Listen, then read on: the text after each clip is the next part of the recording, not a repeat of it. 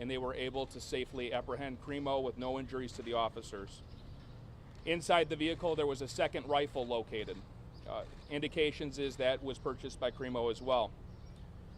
Thus far, over 30 people were injured during the attack, and this does not include the 6 who lost their lives.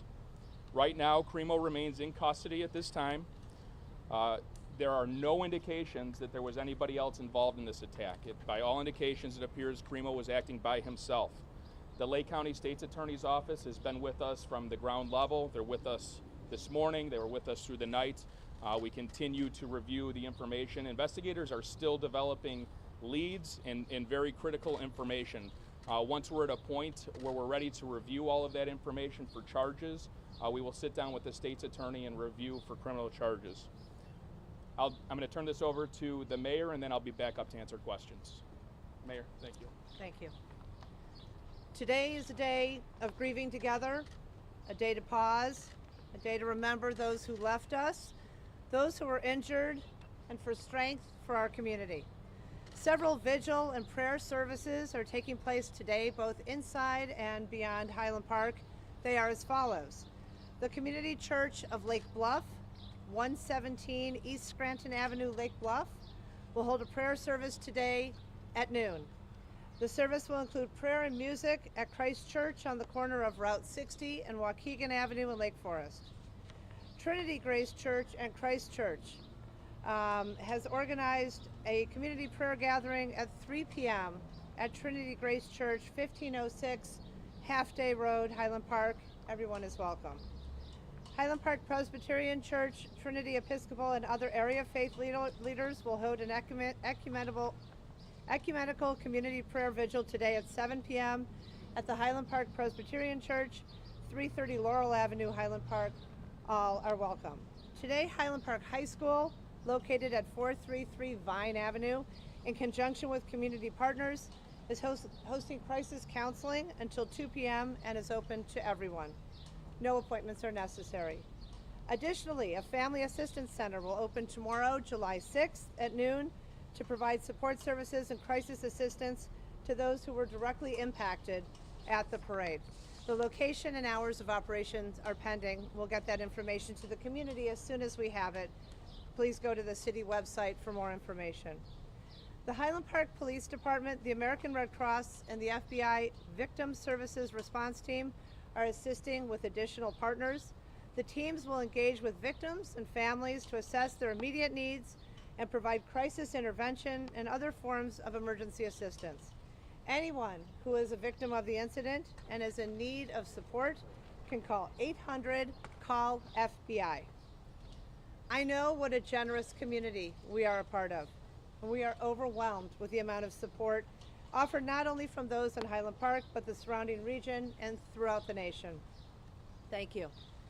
For those who are looking to donate to victims and in support of the community, we ask that you be mindful of potential scams on GoFundMe and other fundraising avenues. This afternoon, we'll share additional information on the city's website regarding how to donate to the victims, survivors, and those who support the community. For all who have reached out with offers of equipment, food, and professional services, we thank you. Thank you all for coming out today. I'll now turn the mic back to Deputy Chief Cavelli. Thanks, Mayor. Any questions? Yes, Chris, can you tell us, Justin, can you tell us about the motivation? Is the suspect cooperating, answering questions, and what more are you learning about the motivation either from him or from his online person? At this point, we have not developed a motive from him. Investigators are very much furthering the investigation. They have been in discussions with him. I don't have anything to say about motivation thus far because it hasn't been provided. Sir, we've seen disturbing videos online. Were warning signs missed? The question was, there's disturbing videos online that have been seen. We are reviewing those. Those are going to be a part of any investigation efforts by our task force investigators, Highland Park Police. We'll look at them and we'll see what they reveal. Chris, can you give us an idea of where in Illinois did he purchase the weapons? And also, when he went to his mother's house, did he tell her what he had done, or was she unaware? The question was, where did he purchase the weapons, and did he tell his mother what he had done? He purchased the weapons locally, within the region, so the Chicagoland area. When he went to his mother's, we have no indication that he provided any information to her. And did he make, can you give us an idea of how many weapons did he purchase then, and when was it? So he was in possession of the firearm the day of, the rifle. He was in possession of another rifle in his vehicle when he was pulled over by police. He also had other firearms that were recovered from a residence that he was living in Highwood. Those were all in his name They were in his name. and all legally purchased? They were legally purchased. How many weapons? This level of disguise, right? So how did you guys identify him at this point? I mean, clearly there was a lot of planning. Do you have an idea when he placed himself on the roof? Like, is there a timeline? So we are working on the timeline, and we don't want to come out with inaccurate information on timing. One of the asks that we have is members of the community, if you have any video of this individual that is walking toward the parade, at the parade, potentially on the roof or exiting, to please call 1-800-CALL-FBI. As far as the disguise went, he wore that in an attempt to conceal himself. Do you have pictures of that you can offer? I mean, what did he look like? Or? Potentially, I'll look into that and I'll have to get back to you. Dr. Burns, NBC, considering the extensive digital trail, the disturbing videos, the amount of views garnered, was he known to law enforcement beforehand, and if not, why not? I can't get into that right now. There have been some law enforcement contacts, nothing of a violent nature. I can't get into the specifics of the context of it. And how many rifles? Our colleagues at NBC News are reporting that he purchased multiple weapons. Can you give us any details as to the weapons and how many he may have been in possession of? At this time, I know of the 2 rifles, and I know that there were potentially pistols that he had owned as well. Sir, has he made any statements to investigators, and does he have an attorney? I'm not going to go into what he may or may not have said. The investigation is still moving forward. I'll provide that information later on. Did you break down? He targeted anyone specific or was shooting random? Shooting appears to be completely random. Did you identify him by Chose the material? community because of the high population of Jewish people. I know people are concerned that it was an anti-Semitic attack. We have no information to suggest at this point it was racially motivated by religion, or any other protected status. Chris, with all the videos that appeared on. I believe still in place is an assault rifle ban in Highland Park. Is that correct?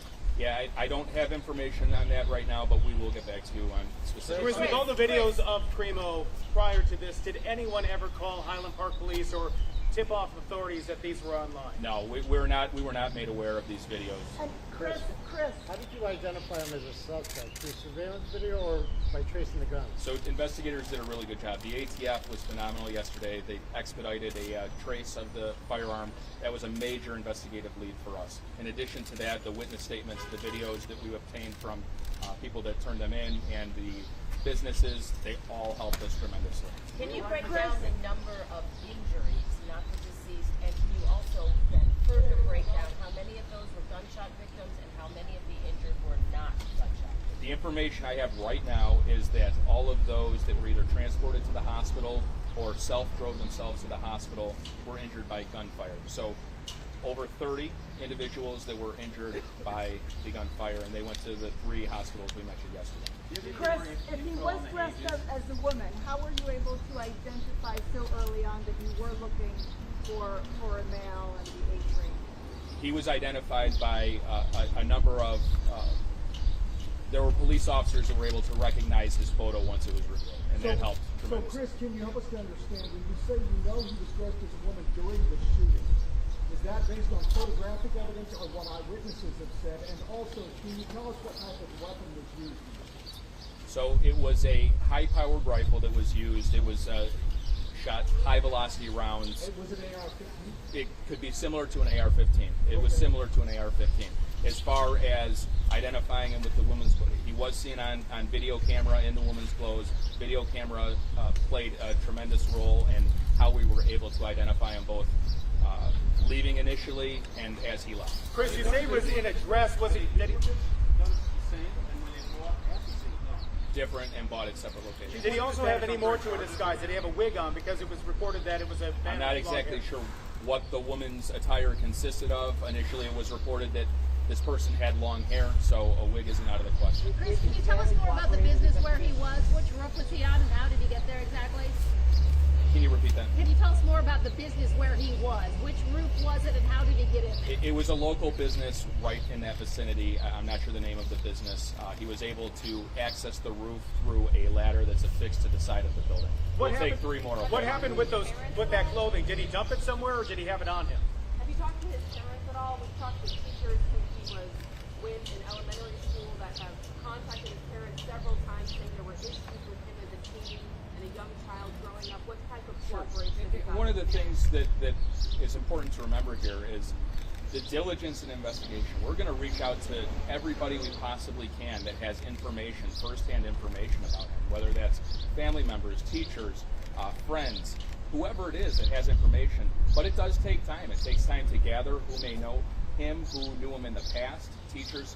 That is something that task force investigators are working on. They've interviewed a number of people thus far. But please keep in mind, we're 24 hours in. There's a lot of work to be done here. We're not done. I don't want to get into levels of cooperation. No indication the weapons were modified. One more. No children have passed away. We'll take The your last one. address they gave when they bought the weapon. What address did he give? I'm not sure what address he gave. I can get back to you on that. All right, we'll be back this afternoon about 3 o'clock. We hopefully have an updated status on charges. He'll remain in custody at this point. 3 o'clock. Thank you. Mayor, did you talk about how you knew him as a young boy?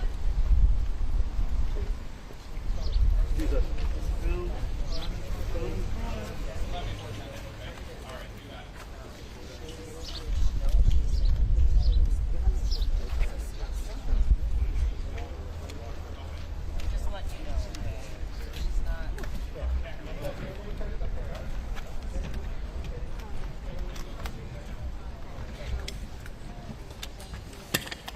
Sorry, Tom.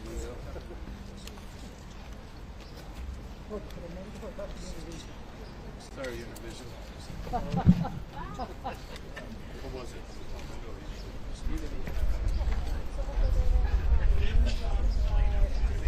He's going back to say Hey something. guys, just some logistic things real quick. So the PD is going to be closed just because of everything going in. We're working on getting you guys some sort of bathroom out here, porta potties or something.